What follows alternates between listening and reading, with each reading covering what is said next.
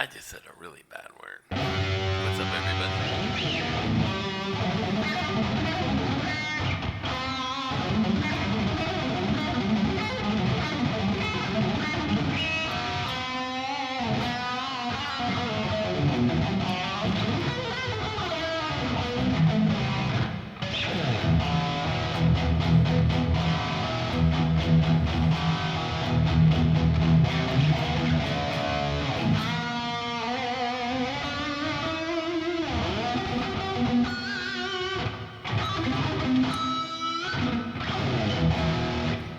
By the way, $200. Locking tuners mahogany. It's called a Virgo. I don't know. Can't beat it. I tell you what.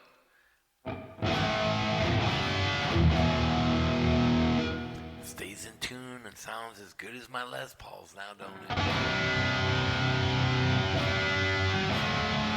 Buy 10 of these.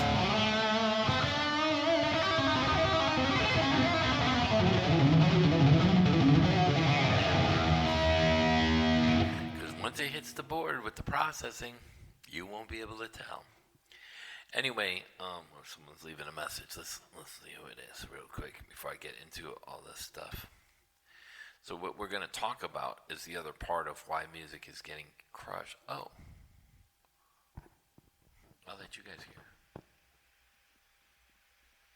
Hello, Chris. It's Robert Sarzo. Yeah, give me a call when you get a chance. Right now, my time is... The Robert Sarzo from Queensryche and Hurricane, and his singer sang with Foreigner for 20 years? The Robert Sarzo, whose brother is Rudy Sarzo from Quiet Riot that fucking played with Randy Rhoads and Ozzy and Whitesnake? That's Sarzo? Oh, by the way, welcome Tom Bukovac. Back in the house under Truth/Bro and BSO. Tom, if you're going to come back on the channel, don't do both of them at the same time. It's a little too obvious. So, and we'll address that in a second. Tom, I know you don't like this.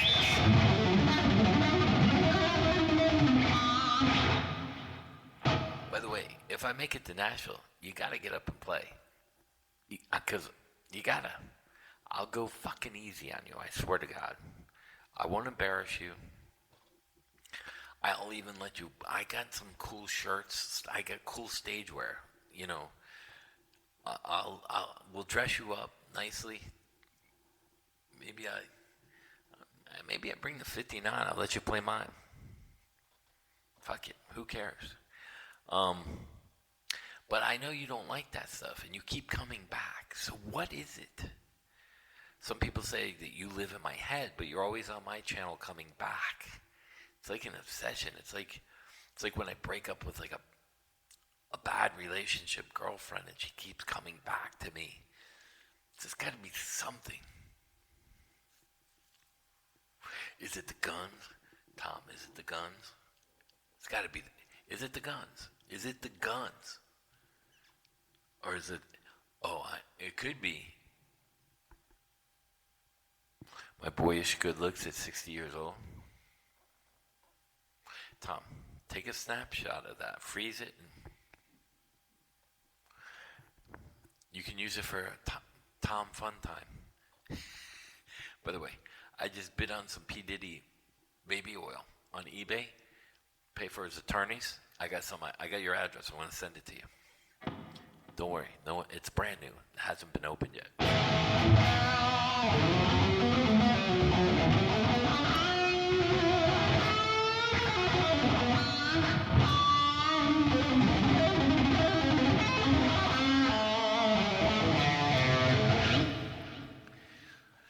So, officially in the band is Dave the Beast Spitz. 3 albums with Black Sabbath. I should see if he'll do an interview with me.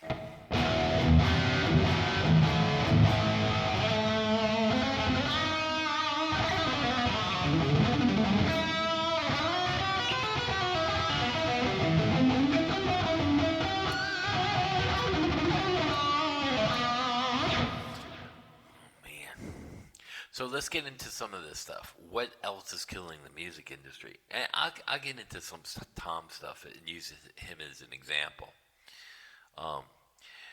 Because a lot of it deals with labels and everything else. So first of all, let me see. What did she? Let me do the math on this. Taylor Swift told me this.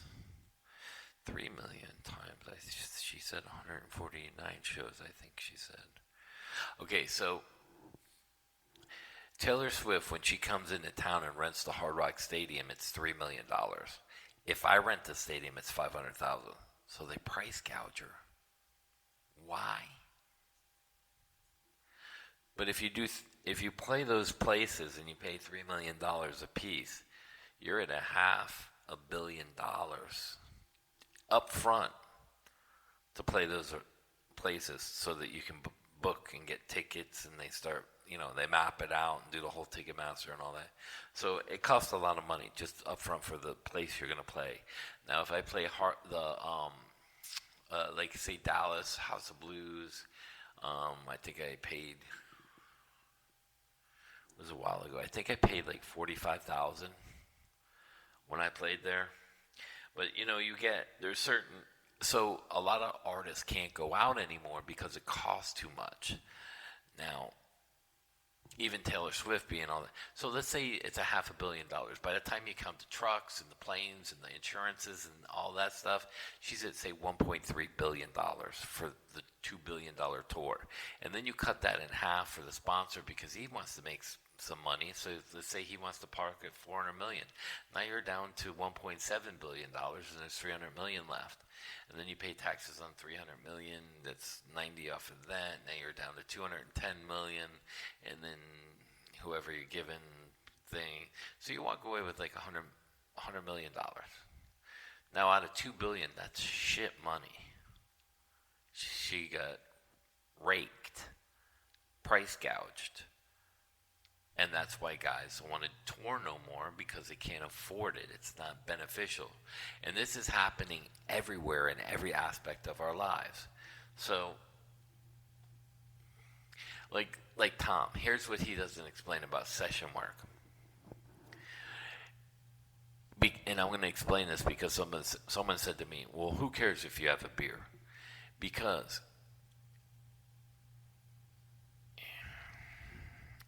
if you're under a label, like you're a label session guy, like you're under their corporation, so they 1099 you. If you drink a beer and get hurt, they're going to drug test you and alcohol test you, which means they're not going to pay you for your injuries. So it's a stupidity thing. Now, I'm a sole proprietor, which is called an S Corp, where most guys use LLCs, limited liability corporation, which is the wrong way to go. It's good if you don't want to get sued. I can't get out of a lawsuit. I have to fight it in court, which makes me more of a valuable commodity. I also pay for workman's comp exempt insurance, which is I can't sue anybody, but I can be sued. So I'm more of a commodity, but that's also why I get a lot of work, and I can go anywhere. Because in the States, that's how it works. And if I travel to another state, I can bring my license over and register it, but I have to get the workman's comp through their state. So that's why Taylor Swift has to buy insurance for her employees. But that's the kind of thing that Tom doesn't tell you, because when you go in these mom and pop shithole studios, they're more than likely you're going to have an LLC to get paid in a corporate name. Now here's what I'll say to Tom. You told me one time that you're very transparent, and this is all kidding aside. So post your check from Vince Gill for one night. I bet it's not over $1,000, and then it's probably like $1,000. You got to pay like almost 30% tax on that, at least 25, 26%. So 25% of that at 1,000 is 250. So now you're down to 750 at max. And I know Vince has had problems lately because he's been spouting off at the mouth with political shit.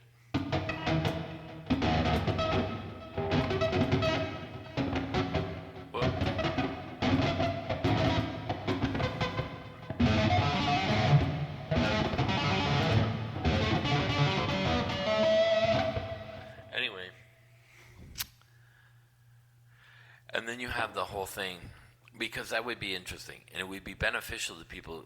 Again, if you're trying to get into the industry, this would be beneficial. Now, see, like, because YouTube is banning me a little bit, they're blocking me. Why? Because I demonetize my own channel, which makes me not valuable to them. So, because if I was making revenue, like Rick Beato is more valuable than I am on YouTube. Why? He's got 5 million subscribers. And the more videos he does, the more ads he can get on there. See, this is what Bad Brad and all those guys aren't going to tell you. Why do I do 5 videos a day or 4 videos? Because as you put them on and you're monetized, that's 4 more videos with a lot more ads. It's a money grab. So they're not being honest with you. Even Bad Brad, as much as I like his channel, he's not being honest. He's putting out a lot of videos because he's monetized, and that's 4 times more the revenue. Because it's 4 more times the video. That's why they're on here all the time, oversaturating the fuck out of YouTube. But that's why I get blocked and my channel doesn't grow, because they're not going to promote me. Why? Because I'm not making them any money.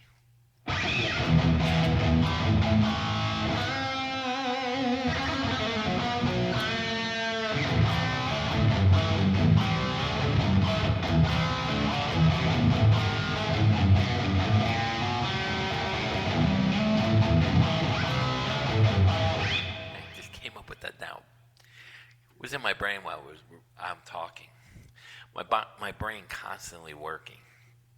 So you have that aspect of it, and you have the aspect of the tours cost too much, so you don't get all these musicians going around. So like Robert Sarzo and me, we're talking eight in the Beast. We've been talking 8 to 10 grand is what we need. So if you have 5 people in the band, that's $2,000 a piece. Now if we do 4 shows in the area 1 week, 2 times 4 is $8 grand. Pay your 20-30% on that.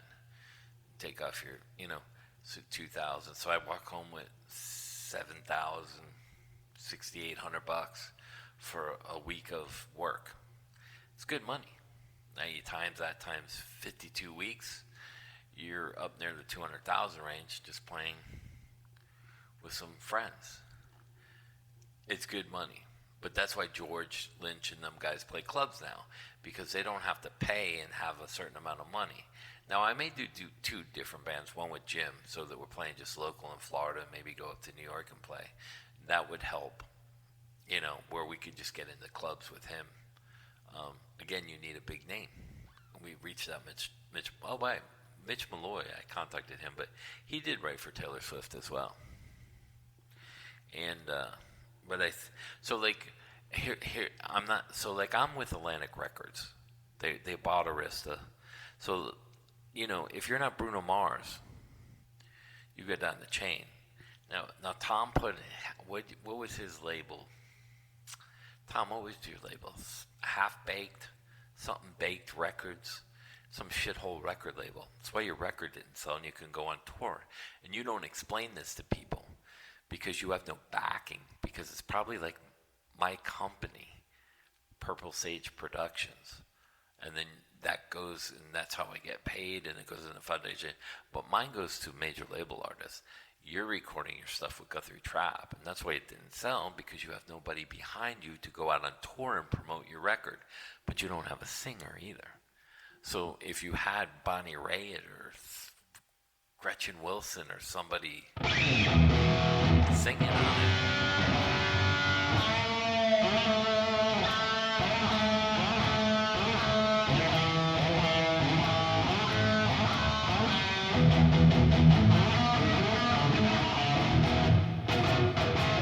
thought of that now too. I don't know why.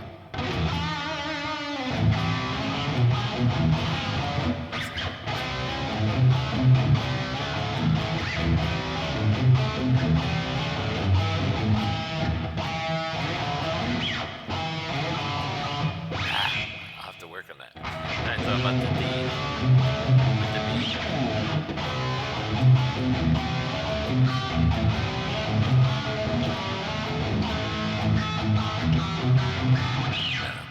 I'll work on on something like that. So there's a lot of stuff to go in there, and there's that, and there's the whole insurance thing and what they don't tell you about and why his album didn't sell. It's because he's on a shit label. And I wish he'd show his paycheck with Vince Gill. Now, I can show you my paychecks, but you're not going to believe they're mine. Why? Because my name ain't on them. So Tom has to be licensed to get a paycheck from session work.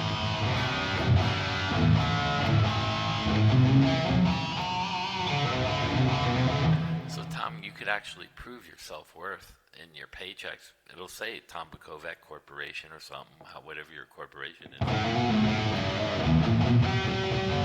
You're transparent, right?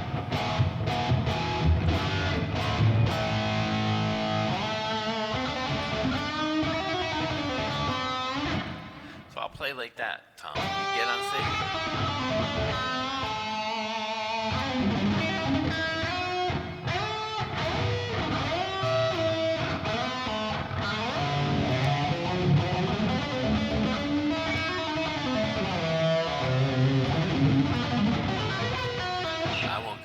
Maybe about that much. Anyway, and then you get the influencer shit, like Grace Bowers, who's not that good and hasn't wrote anything, and then you got the marketing aspect behind there. So they use people that have a lot of influencers. Oh, great, I get a guitar. Who gives a fuck? Gibson's using you. Let them pay you $3,000 a week when the ad runs. Buy your own fucking guitars. See, they're too fucking stupid. And then at the same time, how does that ruin music? Because you're promoting an influencer to put it out there, and at the same time, she goes on all these YouTube fucking things, and she gets the idea into some 15-year-old that she can be famous, and she's not gonna be. Grace Bowers ain't a household name. Like Tom Bukovac. I can walk into any grocery store, I don't know what they are in Nashville. I can walk in any grocery store, any club, and go, can you point me to Tom Bukovac? Who? Oh, you don't know Tom Bukovac? And Gus does it all the time. Tom, you're delusional. The only people that fucking know you are guitar players and guitar players in Nashville. Just like me. No one gives a fuck. It's a hard reality, but I accept that. I don't give a shit. I made my money. Don't care. Just like you, my playing stands for itself. You're a great Nashville session guy. That's it. I'm an incredible shredder that plays on a lot of big celebrities' records, from Celine Dion, Tom Jones, all the way fucking down. I don't give a shit if who knows that, who believes it. I don't care. I live a great fucking life, Tom. So don't think. So all kidding aside, with all the stuff, me being funny and everything, Tom knows the real story. He knows the real deal. And he knows by listening to me talk that I know what the fuck I'm talking about. But he'll come on here and say, oh, you don't. By the way, it's truth.bro and BSO.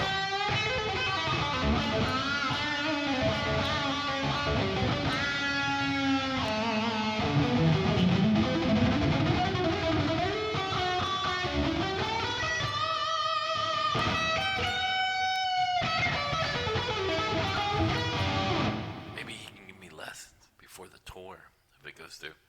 So, again, if I call Atlantic Records, that phone call might take 4 weeks to get back to me. Whereas if Tom calls a label, because he's on Half-Baked Records, his call goes through like that because it's some shit label that nobody has any fucking money to do, and it's probably his own fucking label.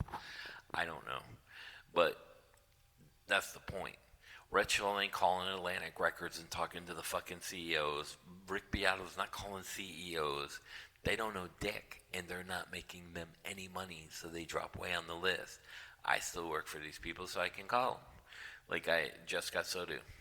I contacted, I'm not going to say his name, but I get a phone number, called my old manager fucking right away, got the management number for who Just Got Soto is, and you're going to have to fucking, if you want to find out who Just Got Soto's management is, it's going to take you a long time. Because most of them are not his manager anymore.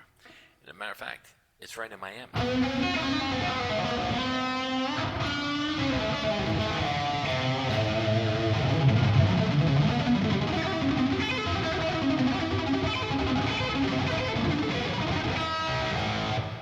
So there you go. So if you want to hear more about the industry, let me show you the. I don't think I showed you the warm up thing. So here's my warm up routine. You saw me do this. You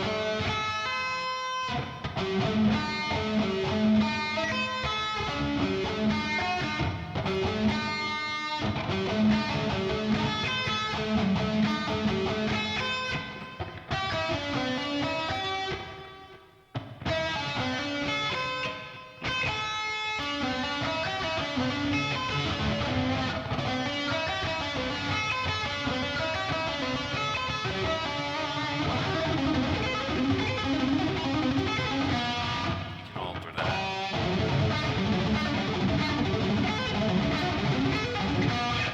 So how I warm up is I play that. I'll play some chords first, bend a little bit, shake,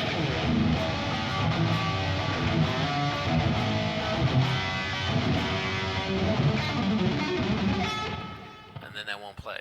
So what I'm doing is it's like doing sets when you work out. You have to pause and rest.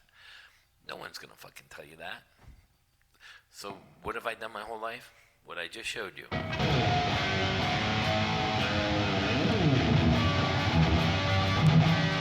this hand up as well.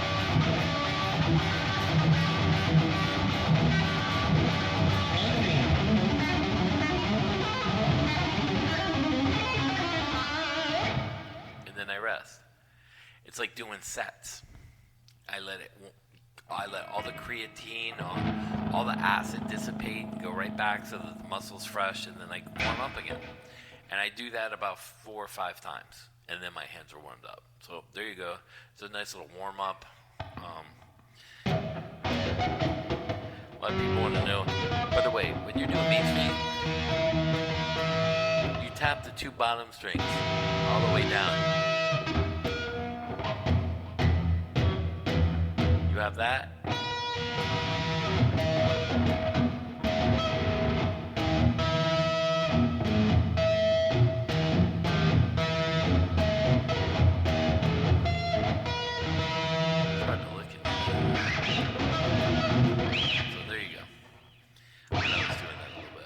Someone's gonna ask, can you show us how to do that? My pleasure.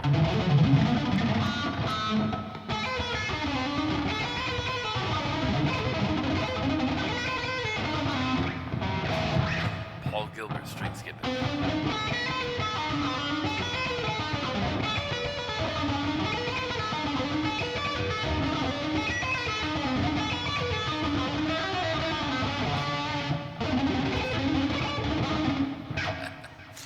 That one's tough. So I hope you enjoyed the video. I hope you enjoyed the information. I hope it's educational.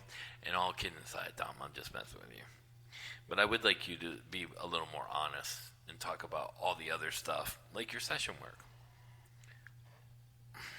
I'd like you to explain to people that you're LLC'd and you have to have insurance, and it's not responsible to drink beer inside a studio.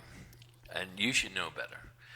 Everybody knows that alcohol messes with your sensory skills, your timing, the relay thing. Drinking on a job is not permitted anywhere unless you're a fucking bartender. And there's a reason why. So if you're too stupid to put 2 and 2 together, I don't know what to tell you. That's my advice to you. Stop drinking on the job before nobody wants to deal with you anymore. If it's your studio, fine. But, more power to you. Do whatever the fuck you want. I don't give a shit. I don't give a fuck. Is it the guns? Is it the fucking guns, Tom?